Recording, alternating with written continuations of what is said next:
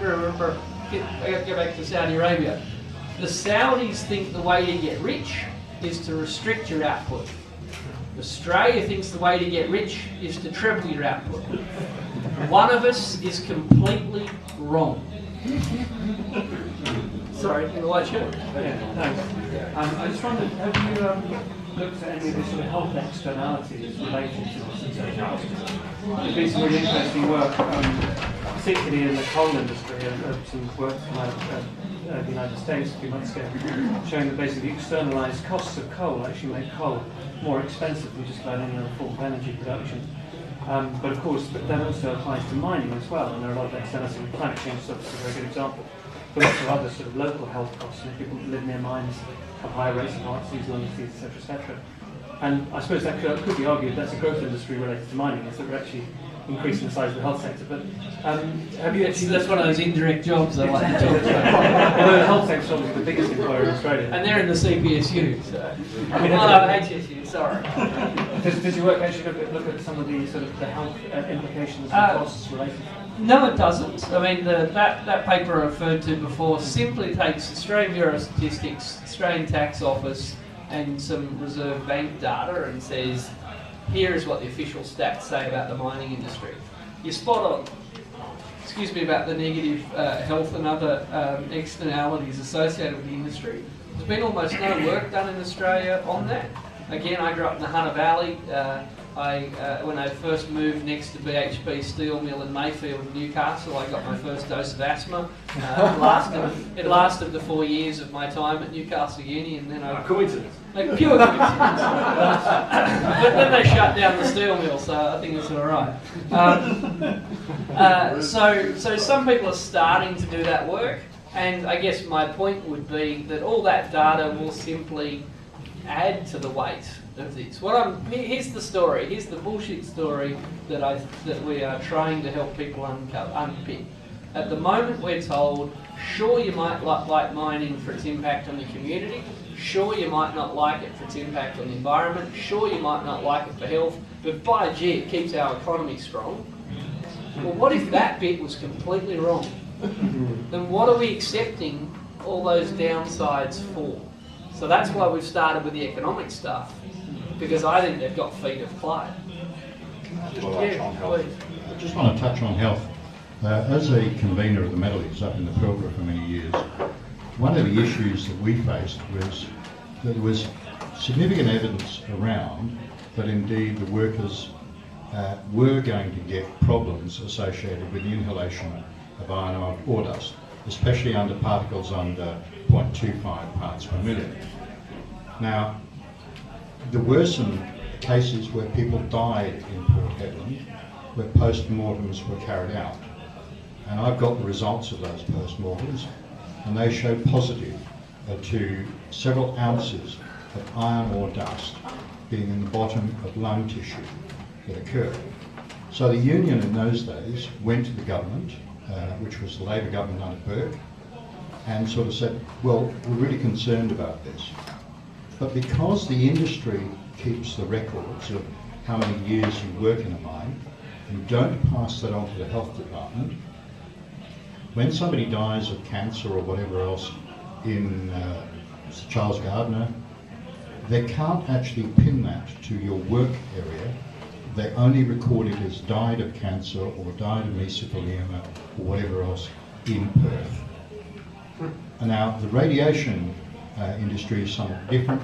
You have to have, you carry with you your personal records of working in the industry. The mining industry, broadly, you don't do that.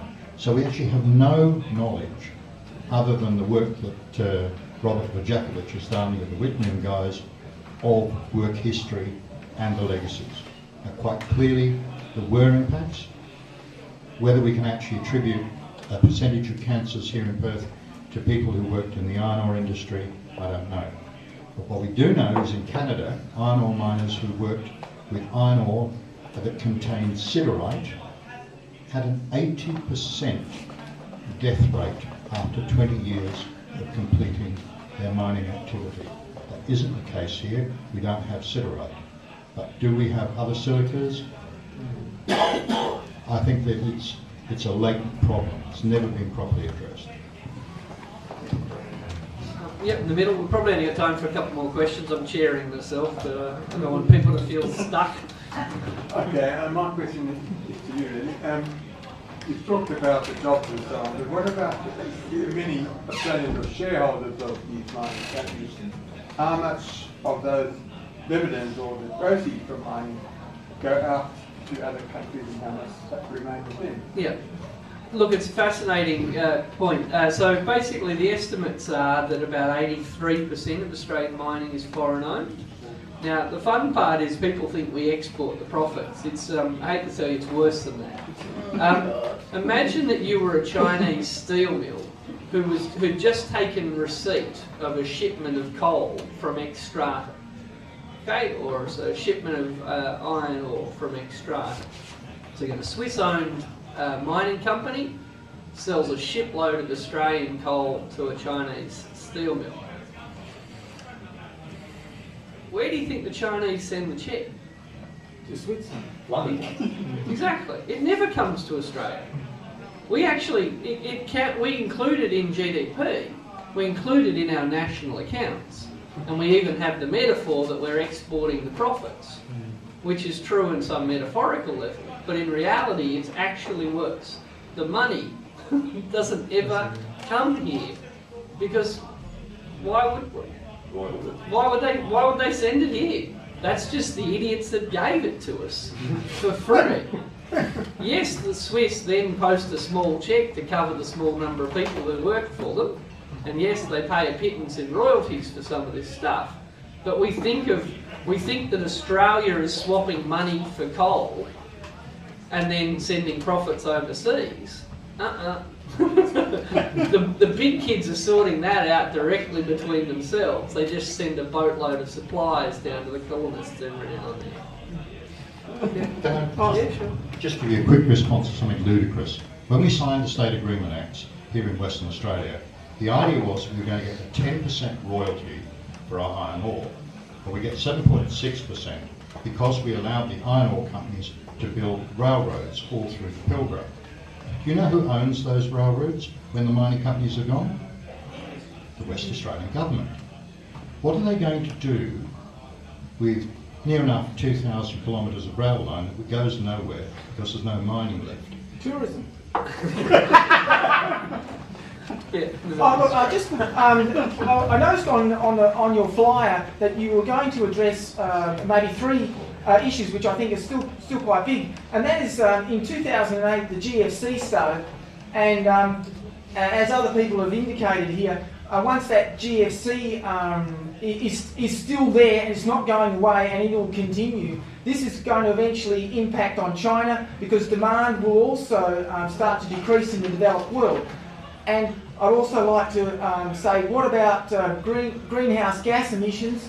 Are they impacted on by mining in the Pilbara? And what's the impact on Indigenous communities and specifically the Injibandi people who are doing battle with over native title with Antifa? Yeah, look, I don't think I'll be able to answer all those questions right now. But look, in terms of the GFC, Australia didn't suffer from the excesses of the GFC, but we've had recessions before and we'll have recessions again.